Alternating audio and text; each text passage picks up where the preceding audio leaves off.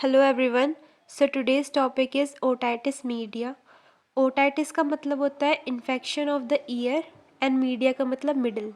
तो इसका मतलब ये है कि मिडल ईयर में जब इन्फेक्शन हो जाता है उसी को ओटाइटिस मीडिया कहते हैं। अब हमारे ईयर में एक यूस्टेकियन ट्यूब होती है जो मिडल ईयर से जाती है और थ्रोट में ओपन होती है। इसका काम होता है प्रेशर बैलेंस करना आउटर ईयर और इंटरनल ईयर के बीच में, और जो भी ड्रेनेज होता है वो यहीं से जाता है ईयर का, जिसकी वजह से वहाँ पे डेब्रिस कलेक्ट नहीं होता है या फिर इन्फ्लामेशन नहीं होती है। पर अगर हमारे अपर रेस्पिरेटरी ट्रैक में इन्फ्लामेशन हो गई और वो यूस्टेकियन ट्यूब तक पहुँच गई और उसकी वजह से अगर यूस्टेकियन ट्यूब में इन्फ्लामेशन हो गई, तब ये कंडीशन हमें देखने को मिलती है, क्योंकि यूस्टेकियन ट्यूब का काम होता है प्रेशर बैलेंस करना और ड्रेनेज करना फ्लूइड का। लेकिन अगर यही ब्लॉक हो गई है तो वो सब हमारे मिडिल ईयर में ही रह जाएगा और वहाँ पे इन्फेक्शन और इन्फ्लामेशन हो जाता है। तो हम देखते हैं कि इसके कितने टाइप्स या फिर क्लासिफिकेशन है। तो बेसिकली ओटाइटिस मीडिया 3 टाइप का होता है: acute otitis media with effusion, chronic otitis media. Acute otitis media किसी बैक्टीरियल कॉज की वजह से ही होता है मोस्टली। इसके लिए बैक्टीरिया रिस्पॉन्सिबल होता है और ये पायोजेनिक बैक्टीरिया होता है, यानी कि पस फॉर्मेशन होता है इसके इन्फ्लामेशन के बाद। अब हम देखते हैं otitis media, acute otitis media की कॉजेज़ क्या क्या है। तो इसकी कॉजेज़ बेसिकली कुछ बैक्टीरियल स्पीसीज़ हैं, जैसे कि pneumococcus species, Haemophilus influenza, rhinovirus, जो हमारे कॉमन कोल्ड के लिए बहुत ज़्यादा रिस्पॉन्सिबल होते हैं, राइनोवायरस इन्फ्लुएंजा। अब हम देखते हैं कि रिस्क फैक्टर क्या है। रिस्क फैक्टर भी हम दो उसमें देखेंगे, एक तो होस्ट में क्या रिस्क फैक्टर है, दूसरा एनवायरनमेंट में। होस्ट में अगर जो बेबी है वो प्री मैच्योर उसका बर्थ हुआ है या फिर काफ़ी यंग एज है तो बहुत ज़्यादा रिस्क है। जेनेटिक प्रीडिस्पोजिशन है या फिर इम्यूनिटी बहुत ज़्यादा ऑल्टर्ड रहती है हमेशा, या कोई ऑलरेडी उसको क्रेनियोफेशियल एबनॉर्मेलिटी है जिसकी वजह से इन्फेक्शन काफ़ी जल्दी हो रहा है, न्यूरोमस्कुलर डिजीज़ है या फिर सीजनल एलर्जी है या GERD है या फिर टॉन्सिलाइटिस, एडिनोसाइटिस, ये सारी चीज़ें ऑलरेडी प्रेजेंट है, या फिर नेज़ल सेप्टम जो है वो डेविएटेड है, या नोज़ में या नेज़ोफेरिंक्स में ट्यूमर है, या फिर क्लेफ्ट लिप है, या फिर डाउन सिंड्रोम है, या ट्रॉमेटिक परफोरेशन है हमारे टिम्पैनिक मेम्ब्रेन में, जिसकी वजह से टिम्पैनिक मेम्ब्रेन के थ्रू भी इन्फेक्शन एंटर कर सकता है। ज़रूरी नहीं है कि वो नेज़ोफेरिंक्स वाले रूट से ही करे। विटामिन ए या फिर जिंक की डेफिशिएंसी है, या आयरन की डेफिशिएंसी है, या फिर एक्जेंथमेटिस फीवर है जिसमें क्या होता है कि रेड रेड पैचेस बम्प्स से हो जाते हैं हमारी बॉडी में। उसके बाद इन्वायरमेंटल फैक्टर्स में आता है फ्रीक्वेंट, अगर उसको अपर एयरवे इन्फेक्शन हो रहा है या फिर ऑटम विंटर का मंथ है तो इसमें बहुत ज़्यादा इंसिडेंस होता है। अगर बच्चों में बहुत ज़्यादा ब्रेस्ट फीडिंग की जगह बॉटल फीडिंग करा रहे हैं, या फिर पेसिफायर्स का यूज़ बहुत ज़्यादा करवा रहे हैं, या ज़्यादा क्राउडेड एरिया में रहते हैं और लो सोशियो इकोनॉमिक स्टेटस से ऑलरेडी बिलोंग करते हैं, या फिर टोबैको और पॉल्यूटेंट का बहुत ज़्यादा एक्सपोजर हो रहा है, तो ये सारे रिस्क फैक्टर हो सकते हैं ओटाइटिस मीडिया होने के। अब हम देखते हैं पैथोफिजियोलॉजी क्या है एक्यूट ओटाइटिस मीडिया की। तो किसी भी ईटियोलॉजिकल फैक्टर की वजह से मोस्टली इसमें बैक्टीरिया का ज़्यादा रोल होता है। उसकी वजह से क्या होगा, इन्फ्लामेशन हो जाएगी हमारे अपर रेस्पिरेटरी ट्रैक में। अब वो कहाँ पहुँच जाएगी, स्टेकियन ट्यूब में, और उसका ऑब्स्ट्रक्शन हो जाएगा इन्फ्लामेशन की वजह से। अब इसका काम क्या था, जो प्रेशर था उसे बैलेंस करना, लेकिन अब वो नहीं हो पाएगा। तो क्या होगा, एक नेगेटिव प्रेशर क्रिएट हो जाएगा हमारे मिडिल एयर में, जिसकी वजह से एयर पास नहीं हो पाएगी। उस एयर को पास होना बहुत ज़रूरी होता है प्रेशर बैलेंस के लिए, लेकिन अब वो ब्लॉक हो चुका है रास्ता। तो फिर क्या होगा, हमारे जो स्टेकियन ट्यूब है उसके अंदर इंटरस्टिशियल फ्लूइड भरने लग जाएगा जो सीरस नेचर का होगा, और सीरस एफ्यूज़न हो जाएगा हमारे मिडिल ईयर में, क्योंकि और कोई रास्ता तो है नहीं, वो मिडिल ईयर में ही जाएगा। अब सीरियस ओटाइटिस मीडिया होने की वजह से क्या होगा, अगर वो एक्यूट कंडीशन के लिए हो रहा है, मतलब थोड़े टाइम के लिए हो रहा है, तो उसका अगर कॉम्प्लिकेशन होगा तो वो एक्यूट मेस्टोइडाइटिस हो सकता है, यानी कि जो मेस्टोइड बोन होती है जो ईयर के बाहर से कवर करती है उसमें इन्फ्लामेशन हो सकती है। दूसरा, अगर वो क्रोनिक ओटाइटिस मीडिया तो उसका कॉम्प्लिकेशन कोलेस्टिटोमा होता है। ये क्या होता है, ये एक्स्ट्रा स्किन कह सकते हैं जो कि हमारे इंटरनल ईयर में, इंटरनल का मतलब है मिडिल ईयर में अंदर की तरफ को प्रोट्यूड हो जाती है एक्स्ट्रा स्किन। वो डेड स्किन सेल हो सकती है, मतलब डेब्रिस वगैरह। तो ये इसकी पैथोफिजियोलॉजी थी। अब हम देखते हैं एक्यूट ओटाइटिस मीडिया की पैथोलॉजी। इसमें 5 स्टेजेस आती है। सबसे पहली है stage of lymphatic membrane congestion, जिसमें क्या होता है, हमारा जो नेजोफेरेंजियल वाला एंड एरिया होता है या फिर यूस्टेकियल ट्यूब वाला एरिया, वहाँ पे एडीमा और हाइपरेमिया होने लग जाता है, यानी कि ब्लड फ्लो बहुत ज़्यादा हो जाता है। और जो हमारा टिम्पैनिक मेम्ब्रेन है उसका डायलेशन हो जाता है, जिससे क्या लगता है कि हमारा कान एकदम मतलब फुल फुल सा सेंसेशन आता है, कान में भरा भरा सा, और कंजेशन हो जाता है हमारे टिम्पैनिक मेम्ब्रेन का। अगला स्टेज है प्री सुपरेशन स्टेज। इसमें क्या होता है, इन्फ्लामेटरी प्रोसेस स्टार्ट हो जाती है और हमारी जो म्यूकोजल लेयर है ईयर की, उसका मेटाप्लेजिया हो जाता है। मेटाप्लेजिया मतलब एक सेल टाइप से वो दूसरे सेल टाइप में चेंज हो जाती है। पहले वो सिंपल क्यूबॉइडल एपिथीलियम होती है, बाद में वो इन्फ्लामेशन की वजह से म्यूकिन प्रोड्यूसिंग सेल में कन्वर्ट हो जाती है, और ये कंडीशन बहुत ज़्यादा पेनफुल होती है, और इसमें डेफनेस और टेनाइटिस, हाई डिग्री फीवर, रेस्टलेसनेस हो सकता है। अब स्टेज थर्ड है, जिसको सुपरेशन स्टेज कहते हैं। इसमें क्या होता है, जो हमारा सुपरेशन होता है मतलब पस फॉर्मेशन, वो इतना ज़्यादा हो जाता है मिडिल ईयर में कि जो हमारा टिम्पैनिक मेम्ब्रेन है वो बल्ज आउट होकर रप्चर हो जाता है। अब इसमें थोड़ा पेन कम होता है क्योंकि जो हमारा ईयर है उसको थोड़ा रिलीफ मिलता है, लेकिन इसमें क्या होता है कि जो हमारा वो है कंजेशन, वो बहुत ज़्यादा थिक हो जाता है। उसके बाद हमारे पास आता है फोर्थ स्टेज, इसको कहते हैं कन्वोलेसेंस और रिकवरी स्टेज। इसमें क्या होता है, हमारा ईयर रिकवर करता है और जो हमारा एक्सुडेट और पस है उसकी अमाउंट काफ़ी कम हो जाती है।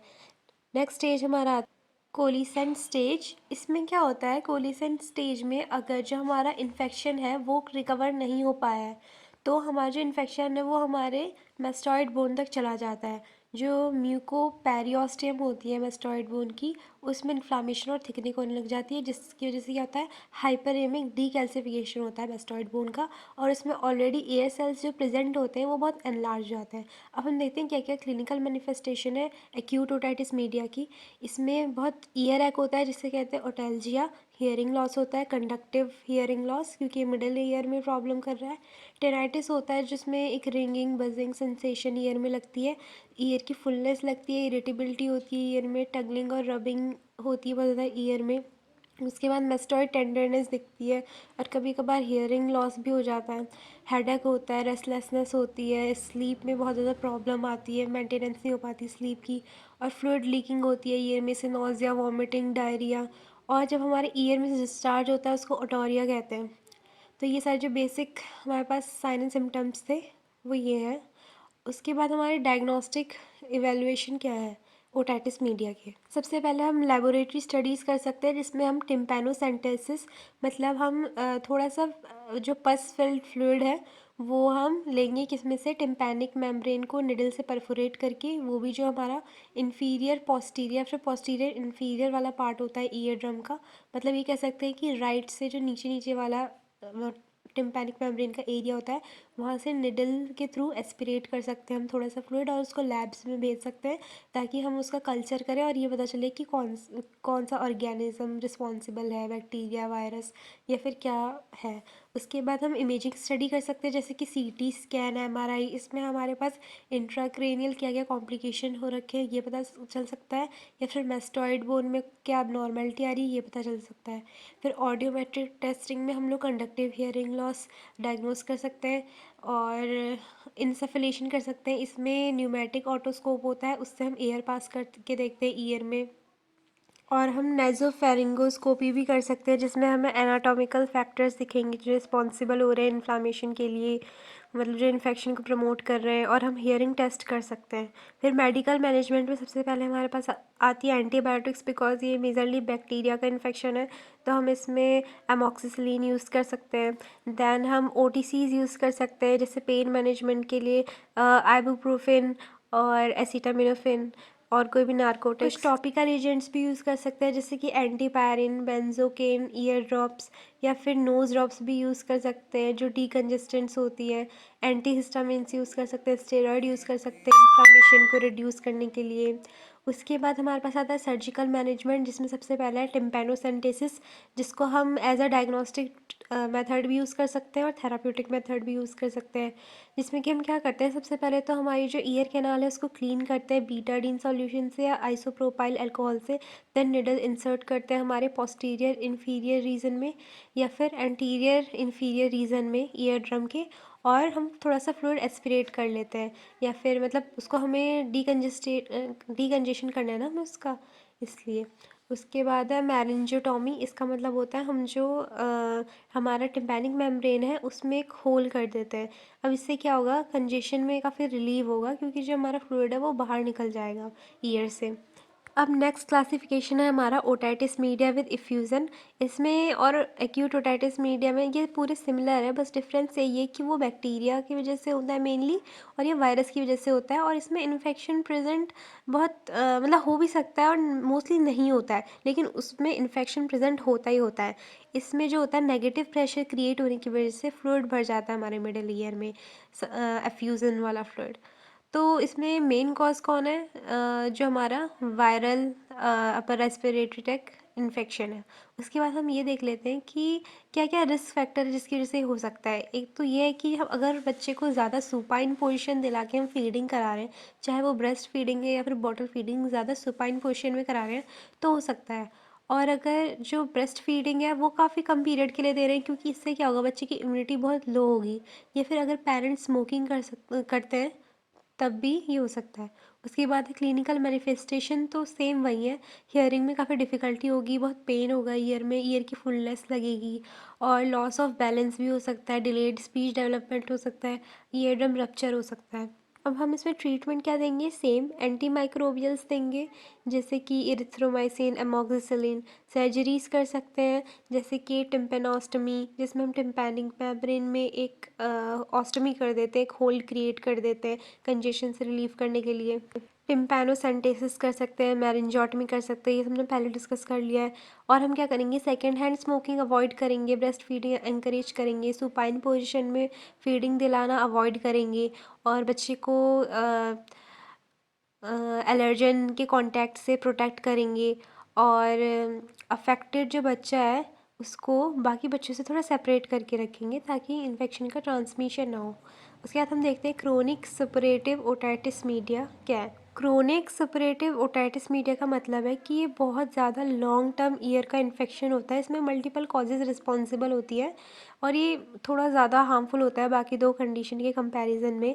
अब इसकी कॉजेज़ क्या क्या होती हैं, एक तो इसके रिस्क फैक्टर हो गए जो सेम हमारे एक्यूट ओटाइटिस मीडिया में थे, जैसे कि poor social economic status, over crowding, poor nutrition, poor hygiene, या फिर हमारी स्टेकियन ट्यूब में कोई डिसफंक्शन हो रहा है, माइक्रोबियल कंटेमिनेशन हो रहा है, बायोफिल्म फॉर्मेशन हो रहा है, या फिर मिडिल ईयर में इन्फ्लामेटरी मीडिएटर्स बहुत बढ़ गए हैं और स्कारिंग रीमॉडलिंग हो रही है मिडिल ईयर की, टिम्पैनोमेस्टॉइड एनाटमी में कोई ऑल्ट्रेशन आ गया है, या फिर ग्रेन्युलेशन टिश्यू बहुत प्रोड्यूस हो रहे हैं, और म्यूकोसा की कोई डिजीज़ है ईयर की, या फिर मैरिंजाइटिस है, या ऑस्क्यूल मैरिंजाइटिस नहीं मैरिंजाइटिस मतलब जो टिम्पैनिक मेम्ब्रेन है उसमें इन्फ्लामेशन, ऑस्क्यूलर इरोजन हो रहा है, या फिर टिम्पैनोस्क्लेरोसिस हो रहा है। तो काफ़ी सारे ये जो फैक्टर्स होते हैं वो रिस्पॉन्सिबल हो सकते हैं CSOM के, और ये काफ़ी लॉन्ग टर्म चलता है, मतलब ये सडनली नहीं होता, बहुत लंबे टाइम से जब ये सारी चीज़ें ट्रीट नहीं हो पाती है तब ये कॉज करता है, इस मतलब ये कॉज होती है उसकी।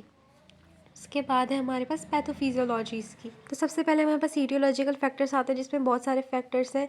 अब जो इन्फेक्शन है वो हमारा टिम्पैनिक मेम्ब्रेन रीजन से भी आ सकता है, यूस्टेकियन ट्यूब रीजन से भी आ सकता है, कहीं से भी आ सकता है। अब उस इन्फेक्शन की वजह से क्या होगा, जो हमारा नेजोफेरिंक्स वाला एरिया है वहाँ पे हमारा कंटेमिनेटेड सिक्रीशन रहेगा, जिसमें एस ऑरियस डेफिनेटली प्रेजेंट होगा, बहुत कॉमन बैक्टीरिया है। ये कहाँ इन्वेड कर जाएगा, हमारे यूस्टेकियन ट्यूब के थ्रू हमारे मिडिल ईयर में। अब क्या होगा, मिडिल ईयर में बहुत ज़्यादा सुपरेशन होगा और टिम्पैनिक मेम्ब्रेन परफोरेशन हो जाएगा प्रेशर की वजह से। अब इसकी वजह से वहाँ पे एब्सेस फॉर्मेशन होगा। अब ये हमारे ईयर ऑसिकल्स को भी डिस्ट्रॉय कर सकता है, वहाँ पे ऑस्टियोमाइलाइटिक इरोजन हो सकता है, मेस्टॉइड एयर सेल का इरोजन हो सकता है जिसकी वजह से कंडक्टिव हियरिंग लॉस होगा, या फिर हमारा जो प्रूलेंट एक्जुटेट है वो जो होता है वो बहुत ज़्यादा फाउल स्मेलिंग ओटोरिया करेगा। मतलब ये दोनों चीज़ें होती हैं साइमल्टेनियसली। इसके बाद हमारा आता है क्लासिफिकेशन, जिसमें सबसे पहला आता है ट्यूबोटिम्पैनिक टाइप। इसमें क्या होता है, जो हमारा ट्यूबल टाइप होता है उसमें हमारा इन्फेक्शन असेंड करता है यूस्टेकियन ट्यूब से लेके मिडिल ईयर तक। टिम्पैनिक टाइप में क्या होता है, हमारा इन्फेक्शन आता है टिम्पैनिक मेम्ब्रेन से मिडिल ईयर तक। उसके बाद हमारा आता है एंटी कॉन्ट्रल डिजीज़। ये थोड़ी ज़्यादा डेंजरस है क्योंकि इसमें कोलेस्टीटोमा का फॉर्मेशन होता है और इन्फ्लामेटरी ग्रेन्युलेशन टिश्यू का फॉर्मेशन होता है।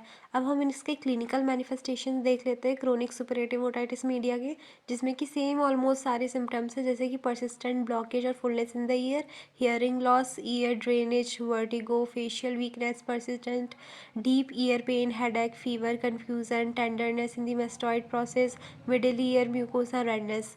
उसके बाद हमारे डायग्नोस्टिक इवेल्युएशंस आते हैं, जिसमें कि हम लेबोरेटरी टेस्ट कर सकते हैं, रेडियोग्राफिक स्टडीज़ कर सकते हैं, सीटी स्कैन कर सकते हैं, एमआरआई कर सकते हैं। अब हमारे पास आता है कि इसका हमारा मेडिकल मैनेजमेंट क्या है। सबसे पहले तो हम एंटीबायोटिक्स देंगे, जैसे कि एमोक्सिसिलिन, टोब्रामाइसिन। ऑरल टॉयलेटिंग कर सकते हैं। इसमें क्या होता है कि बहुत सारे प्रोसीजर्स को यूज़ किया जा सकता है, जैसे कि dry mopping of middle canal of the year, या फिर हम ईयर इरिगेशन कर सकते हैं, या फिर बहुत सारे प्रोसीजर होते हैं जिससे कि मतलब हमें ईयर कैनाल को साफ़ करना है। उसके बाद हम ग्रेन्युलेशन टिश्यू को कंट्रोल कर सकते हैं, जिसमें हम एंटी इन्फ्लामेटरी एजेंट्स दे सकते हैं, मतलब ड्रग्स दे सकते हैं, जैसे कि टॉपिकल स्टेरॉइड्स हो गया। हम एंटी माइक्रोबियल एजेंट्स दे सकते हैं, कॉटरी कर सकते हैं ग्रेन्युलेशन टिश्यू की। और जो हमारे पास एक्स्ट्रा जिस भी कॉजेज़ की वजह से ये ओरिजिनेट हो रहा है क्रोनिक ओटाइटिस मीडिया, इसमें हम क्या कर सकते हैं, मतलब जैसे पैरानाइजल साइनस में इन्फेक्शन हो गया था, हम उसको ट्रीट कर सकते हैं। सर्जिकल मैनेजमेंट में मैरिंजोटॉमी कर सकते हैं, यानी कि टिम्पैनिक मेम्ब्रेन में होल, ताकि कंजेशन रिलीव हो जाए। मैरिंजोप्लास्टी कर सकते हैं, टिम्पैनिक मेम्ब्रेन का रिपेयर। और हम क्या कर सकते हैं, टिम्पैनोप्लास्टी कर सकते हैं, या फिर ऑसिक्यूलोप्लास्टी कर सकते हैं, जिसमें ऑसिकल्स का रिपेयर करते हैं।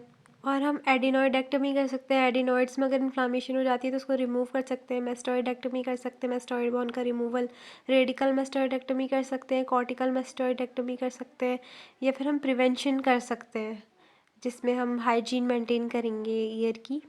उसके बाद हम देखते हैं कि क्या क्या हमारे पास नर्सिंग डायग्नोसिस आते हैं ओटाइटिस मीडिया का।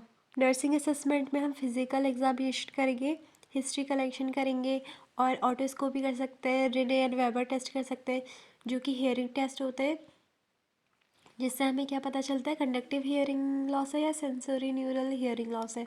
उसके बाद हम टिम्पैनिक मेम्ब्रेन को जब विजुअलाइज करेंगे तो हम उसमें काफ़ी चीज़ें आइडेंटिफाई कर सकते हैं, जैसे कि रेड है, येलो कलर में है, या फिर कोई ब्रूजिंग तो नहीं है। ये सारी चीज़ें हम और बाकी साइन एंड सिम्टम्स हम देख सकते हैं। हम मेस्टॉइड बोन को पाल्पेट करके भी देख सकते हैं, कहीं पेन तो नहीं हो रहा है पेशेंट को। उसके बाद नर्सिंग डायग्नोसिस में सबसे पहला आता है हमारे पास acute pain related to inflammation, क्योंकि वहाँ पे बहुत ज़्यादा हमारे पास इंक्रीज प्रेशर है ईयर के अंदर। दूसरा आता है risk for infection related to eustachian tube dysfunction, क्योंकि पैथोजन का प्रेजेंस है। फिर आता है इम्पेयर्ड वर्बल कम्युनिकेशन, क्योंकि जो मिडिल ईयर है उसमें हियरिंग डेफिसिट हो रहा है। चौथा है डेफिशिएंट नॉलेज, एब्सेंस और डेफिशिएंसी ऑफ कॉग्निटिव इंफॉर्मेशन। उसके बाद है डिस्टर्ब सेंसरी परसेप्शन, क्योंकि जो हमारी ऑडिटरी कंडक्टिव फंक्शनिंग है वो ख़राब हो रही है यहाँ पे। अब हम क्या नर्सिंग मैनेजमेंट देंगे, तो सबसे पहला हमारा इंटरवेंशन होगा कि हमें आइडेंटिफाई करना है उसकी पेन की इंटेंसिटी कितनी हो रही है पेशेंट को, कितनी इन्फ्लामेशन है, कितनी स्वेलिंग है ईयर में, और हम इस हिसाब से पेन मेडिकेशन एडमिनिस्टर करेंगे, जिसमें हम ओटीसी दे सकते हैं। उसके बाद हम एनकरेज करेंगे पेशेंट को कि वो बैठे, और उसका जो हेड है वो साइड एलिवेट कर देंगे पिलो लगवा के, कंफर्ट डिवाइस ऐसा। उसके बाद है हम हीटिंग पैड दे सकते हैं पेशेंट को, heating water, hot water bottle दे सकते हैं, जिससे कि पेन थोड़ा रिड्यूस होगा। और हम इंस्ट्रक्ट करेंगे पेशेंट को कि वो च्युइंगम या फिर कुछ ऐसा मतलब चीज़ च्यू करे, जिससे कि जो ईयर का प्रेशर है वो रिलीव हुआ, क्योंकि जब हम कुछ चीज़ च्यू करते हैं, स्वेलो करते हैं, तो हमारी यूस्टेकियन ट्यूब की ओपनिंग होती है और ड्रेनेज सारा हमारे थ्रोट में आ जाता है। उसके बाद है हम लोग हीट का यूज़ कर सकते हैं, या फिर डिस्ट्रैक्शन का यूज़ कर सकते हैं, रिलैक्सेशन टेक्निक का यूज़ कर सकते हैं पेन को रिलीव करने के लिए। उसके बाद हम ऑटोलॉजिकल हिस्ट्री लेंगे पेशेंट की, मतलब उसके सिम्टम्स वगैरह देखेंगे कि क्या ओटोरिया है कि नहीं, ओटेल्जिया है कि नहीं, हियरिंग लॉस है कि नहीं, वर्टिगो है कि नहीं। इसके हिसाब से हम लोग क्लासिफिकेशन में डाल सकते हैं कि वो कौन सा ओटाइटिस मीडिया के अंदर आ रहा है। देन हम क्या करेंगे, antibiotics, antipyretics, anti inflammatory medications provide करेंगे पेशेंट को। और हम क्या करेंगे फिर, जो अपर रेस्पिरेटरी ट्रैक्ट इन्फेक्शन है उसको ट्रीट करेंगे, क्योंकि वो एक बहुत बड़ा कॉज है ओटाइटिस मीडिया होने का। हम टोबैको, स्मोकिंग और एलर्जन से कांटेक्ट, ये सब अवॉइड करवाएंगे पेशेंट को। फुल न्यूट्रिशियस डाइट देंगे, रेस्ट देंगे, एक्सरसाइज करवाएंगे और हियरिंग एक्यूटी का टेस्ट करते रहेंगे रेगुलरली। और पेशेंट पे शाउटिंग अवॉइड करना है, क्योंकि ऑलरेडी पेशेंट बहुत इरिटेटेड रहता है इस कंडीशन में, और फिर कोई चिल्ला दे तो और इरिटेशन होती है। उसके बाद हम क्या करेंगे कि जो पेशेंट है उसके साथ कुछ कम्युनिकेशन करने के लिए हम कोई दूसरा मेथड डेवलप कर सकते हैं, ताकि हमारी कम्युनिकेशन ईजिली हो जाए, क्योंकि बहुत ज़्यादा उसको पेन होगा, हियरिंग लॉस हो सकता है, जिसकी वजह से वो हमारी बात नहीं सुन पाएगा। तो हम उसको कुछ लिख कर दे सकते हैं, या फिर हम उसको थोड़ा साइन लैंग्वेज से समझा सकते हैं, ताकि हमारी कम्युनिकेशन ईजी हो जाए। उसके बाद अगर हमारी सर्जरी परफॉर्म होने जा रही है तो फिर हम प्री ऑपरेटिव, इंट्रा ऑपरेटिव और पोस्ट ऑपरेटिव केयर करेंगे।